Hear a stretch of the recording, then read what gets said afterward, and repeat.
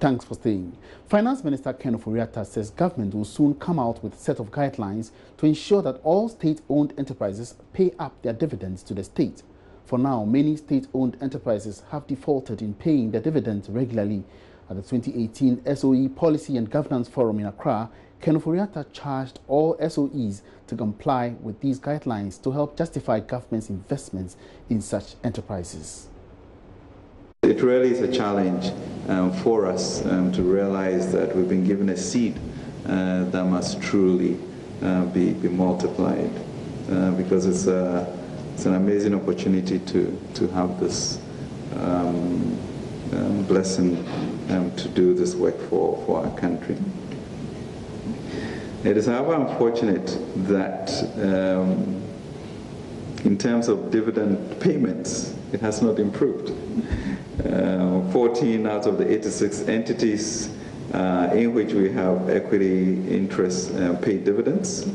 A majority of the 14 were not really the 100% state-owned enterprises, but it's the JVs which has public and private sector interests.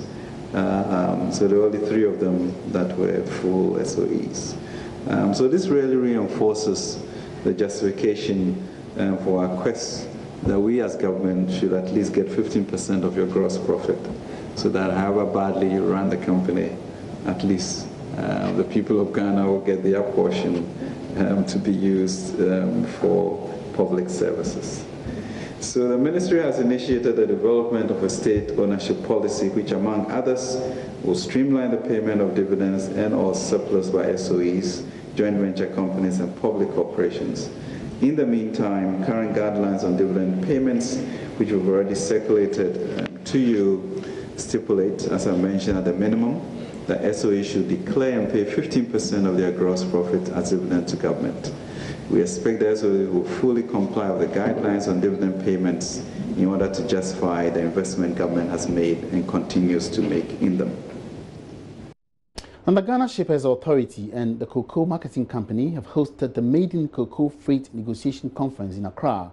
This is to begin the determination of freight charges for carriage of Ghana's cocoa beans and other cocoa products into Europe, the Americas and Asia on competitive, transparent and cost-effective basis. Benwanita Bismarck is CEO of the Shippers Council. She tells Joy Business her outfit will ensure negotiations result in value for money for the cocoa sector. Well, what happens is, in the course of the year, towards the end of the year, all the lines submit their proposals to CMC, and then they're sent forward to the Shippers Authority. We do an analysis and then determine what rates should be carried this year.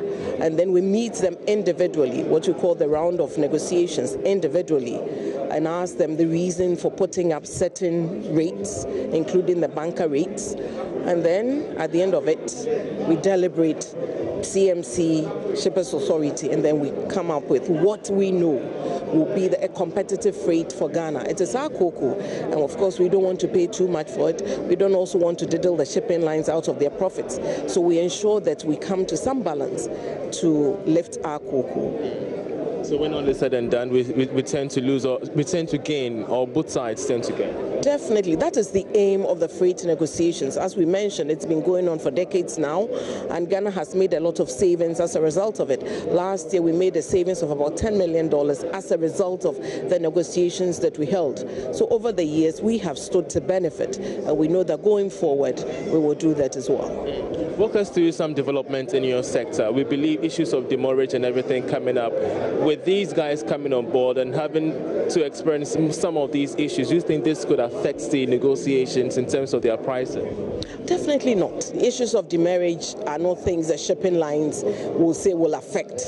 Of course, when the containers are not released to them, they are stuck, they are not able to send them around for their businesses, but it doesn't affect their bottom line in terms of the profit that they make. Rather, for shippers, if you're paying an avoidable cost, then you're going to increase the cost of doing business.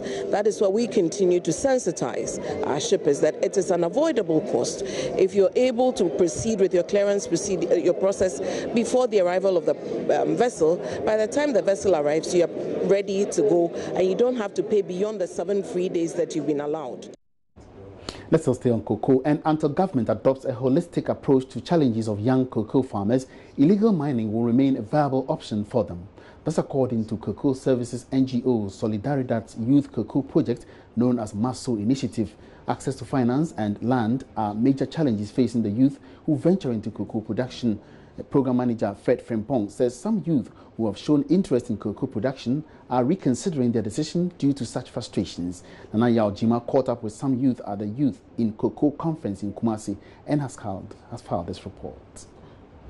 For almost 2 years, 23-year-old Mause Huto has been working on a 5-acre cocoa farm in the Volta region. By next year, the hybrid cocoa seedlings she planted on her farm will be ready for cultivation. Her fears, however, is how to maintain the farm, especially as pruning approaches. Mause will require over 4,000 cedis to prune the farm, even after investing huge sums of money into the farm. I have had enough of the training. All I need now is machines, A time will come I may need to prune my farm, but now I don't have the pruning machines and all that.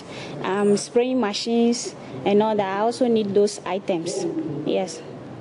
So do you think that if we have a financial system like a bank to take care of that, it will be appropriate? Yes, it will. We can do it, or we can decide to do it in a way that you give us the input, then we pay later when the cocoa starts producing. Yes. But it will be on soft loan, of course, because when the interest is high, there's no way you can pay. Mause and her peers have to contend with financial constraints even after clearing land acquisition hurdle. Financial institutions have refused to grant loans to farmers since it is considered high-risk venture. Some youth who have been successful in the venture relied on family members for financial support. National Youth Most Promising Cocoa Farmer Philip Essien highlights their frustration. Me lucky. My sister. I was lucky. My sister was willing to give me a loan to start my business.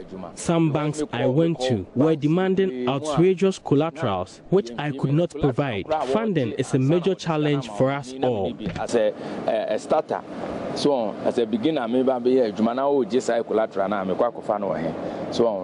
Meanwhile, the Solidaridad MASO initiative is already finding solutions to some of the problems. They are already equipping youth in cocoa growing communities with skills and knowledge for effective functioning as cocoa farmers. Programs Manager Fred Frimpong believes government has a role to play in driving more youth into cocoa farming.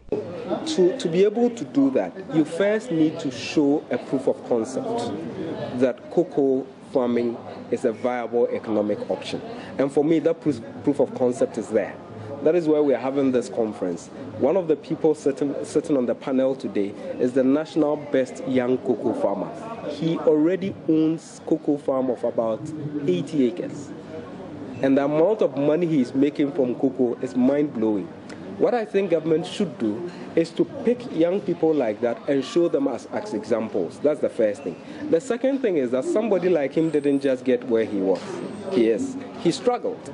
So those challenges that these young people face in terms of access to land, access to finance and all that, government should intervene and facilitate those things.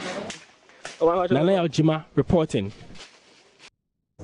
Let's turn away from cocoa now. The Vice President, Dr. Mahamudu Bawumia, is expected to launch a set of cybersecurity guidelines for commercial banks as part of the Cybersecurity Month celebration, which begins next week. The guidelines seek to promote voluntary information sharing on customer database and ensure that incidents of cyber attacks within the financial sector is reduced drastically. In 2017, the total number of cyber fraud cases reported by the Bank of Ghana increased by about 42% as compared to the same period in 2016. Also in 2017, 1,418 financial fraud cases were reported to the Bank of Ghana, representing 42% compared to 1,001 cases, which represented 41.66% in 2016.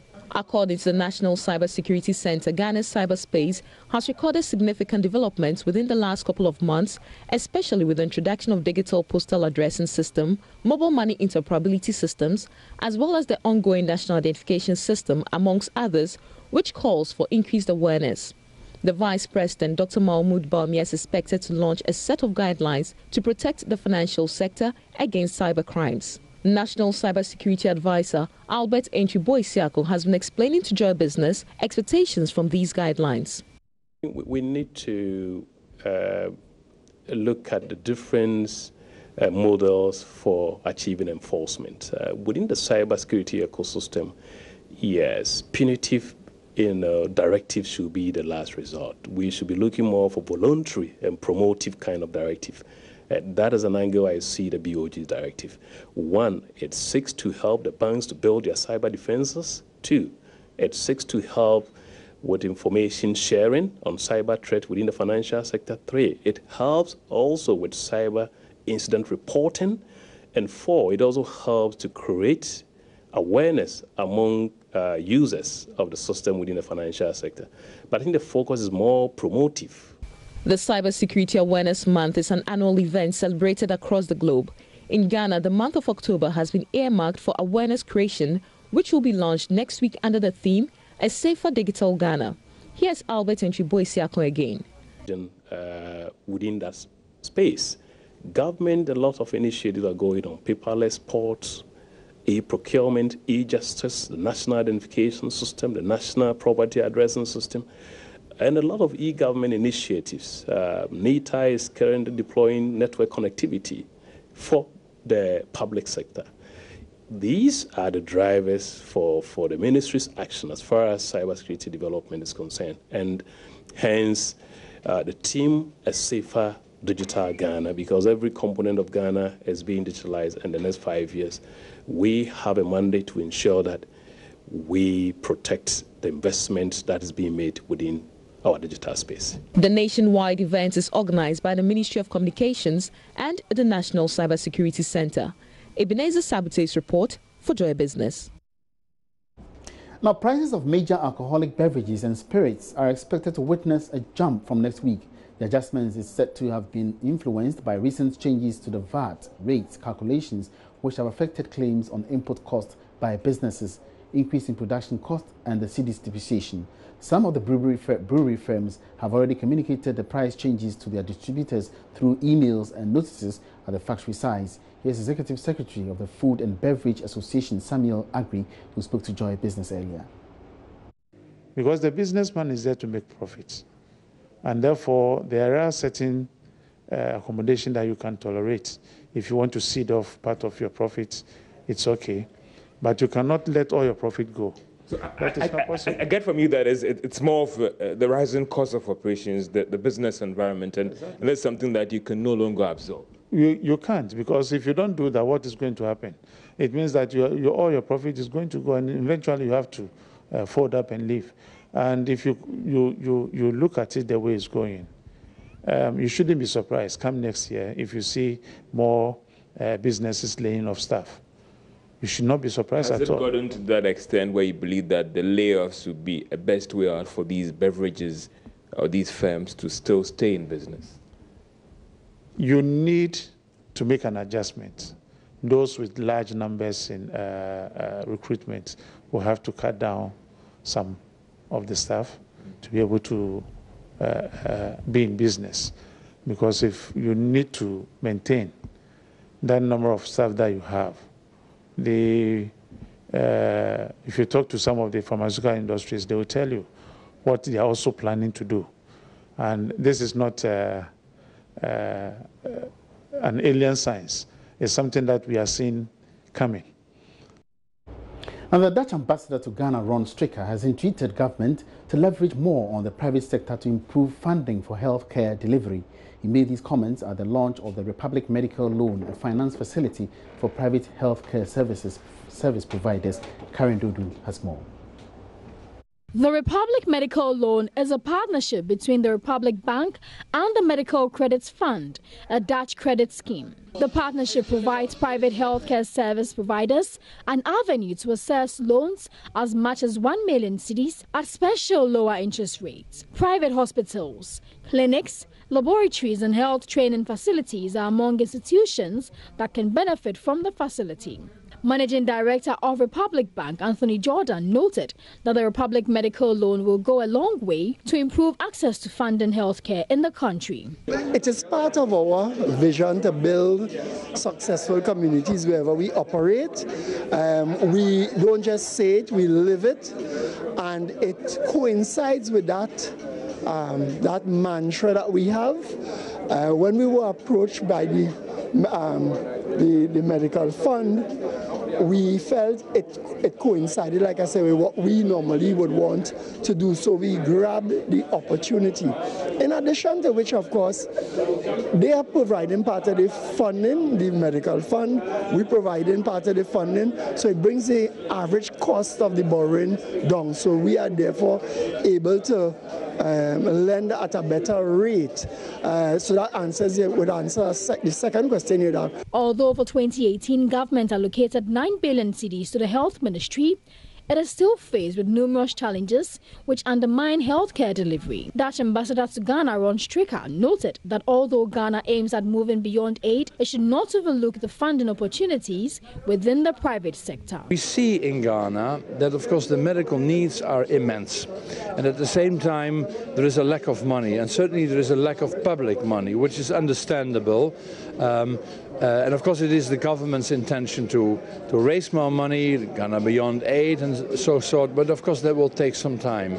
In the meantime, private capital is always there, is available, private investors, banks and so forth, but you have to interest them, of course, to invest in the sector, to put loans into the medical sector. You have to make it attractive. Medical institutions can access loans in all 42 branches of the Republic Bank across the country. For Joy Business, Karen Dodu.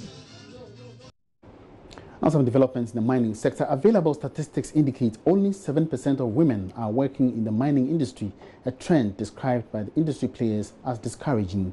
Women in Mining Ghana says even though some progress has been made in addressing the imbalance, there's more to be done. Founder Georgette Barnes spoke with Love Business at the Women in Mining conference at Chirano Gold Mine site in the Western region. Prince Apia was there and now reports. Mining is often described as a man's job because for a long time males dominated the field. The long-held position took center stage at a conference themed Women as Agents of Change in Organizational and Community Sustainability. Founder of Women in Mining Ghana, Georgette Barnes, contended mining cannot be said to be sustainable until more women enter the field. She tells Love Business it is critical to close the yawning gap between females and their male counterparts. Women in Mining Ghana would like to see more women working in the industry. There is economic statistics to show that it affects the bottom line of companies positively, having women in boardrooms especially. In Ghana, so far, it's said that I think we are averaging about 6.9, about 7% of workforces in the mining sector being women, and that is extremely low. And this is not because the women cannot do the work. We believe that the women can do the work and that they should be given the opportunity because it's historical. There's a perception that mining is for men. Mining is dirty work. So because of that, it makes it difficult for a lot of us to even consider it as a choice. So there's no reason why we should not work in the sector. Ghana is 51% women. We have gold, dimension stones. There are quarries. We have diamond. We have bauxite. We have manganese. Why should one side, one category of people be behind in that sector? There's no reason why not. Mrs. Barnes says the group seeks to be a national voice for all women, whilst exploring ways to help them stay much longer in the sector. The Women in Mining conference brought together sister groups from other mining companies to discuss their future in the industry. It was hosted by Chiranu Gold Mines Women's Club, whose founder is Hilda Ahing. So we believe that women can be agents of change within our company and the adjoining communities. And that is why we decided to come together as women to share ideas, to brainstorm, to help our communities, ourselves within the organization. We tend to see ourselves moving up in the organizational ladder. So we believe that as we come together, we will come out of our comfort zones. We will strive to take up challenging positions that will help us make a meaningful impact within this company. The group plans to engage and empower women in various fields and trades in mining to increase participation in the industry. Prince Apia reporting.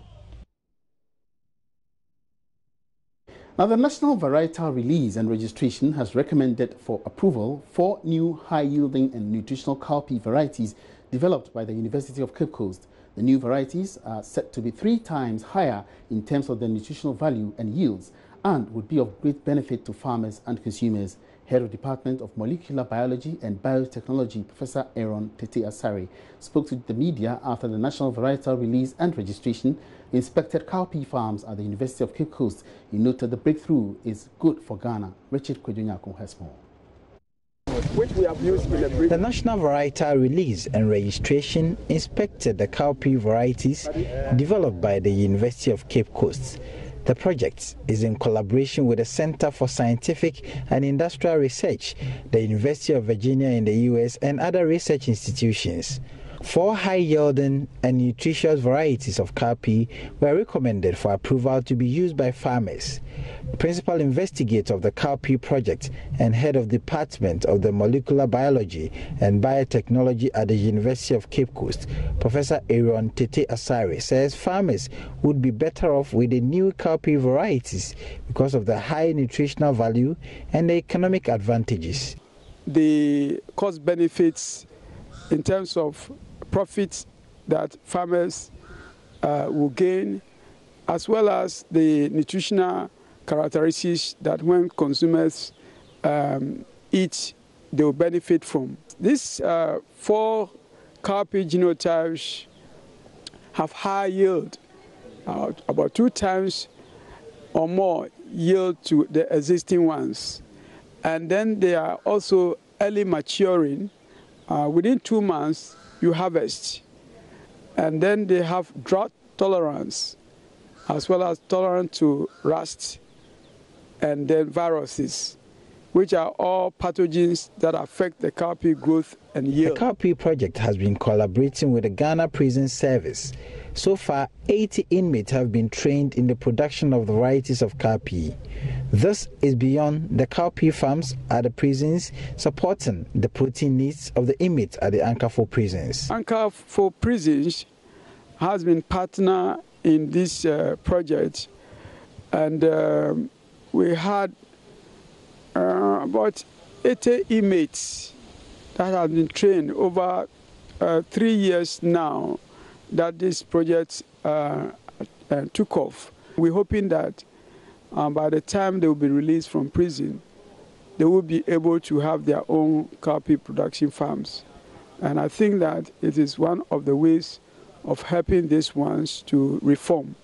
The researchers are hoping and looking forward to government to give them the needed support so the seeds could be multiplied to enable farmers get access to them. Richard Kwejunyako, Joy News, Cape Coast. And on that note, we wrap up this afternoon's edition of The Marketplace. Many thanks for your company. My name is Emmanuel Abwaji. We have you join me again same time tomorrow for more interesting developments in the world of business. Have a good afternoon.